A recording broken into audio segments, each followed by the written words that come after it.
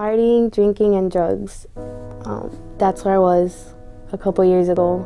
I used to fight with my mom and my sister and my dad and all these things, and just to kind of get away from my house, I started hanging out with the wrong people, doing the wrong things,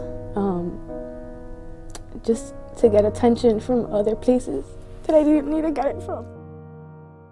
I grew up in a broken home. My dad was in jail most of my life when I was younger, and when he came back into the picture, my mom and my dad were just crazy with each other, always fighting. My mom took me with her one time to see my dad with another girl, and just, it was so inconsistent in my life. So just anything to be away from the arguing between my mom and my dad, or just having to stay over somebody's house because my dad was out and my mom wanted to find out where he was.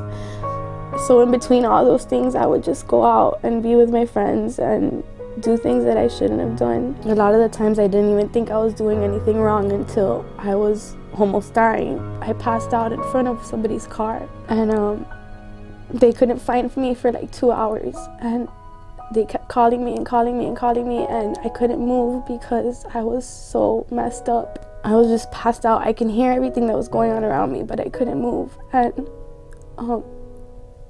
my boyfriend at the time finally found me, and he was still calling me at the time, and he put his phone in his pocket and he's like, "She's here." And they had to throw me into the shower because my eyes were rolling back. And I kept that message forever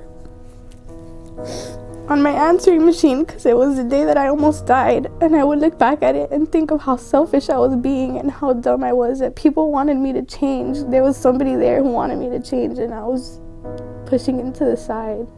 I went to church after that day, and Pastor Choi was actually talking about addictions. I really felt like God was trying to tell me something that I needed to change.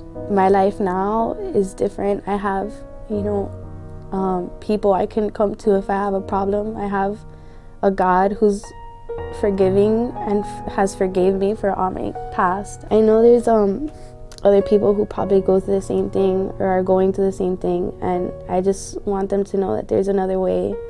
There's people who care for you, and there's a God who wants to get to know your heart and wants to be your best friend. My name is Allison, and I've missed.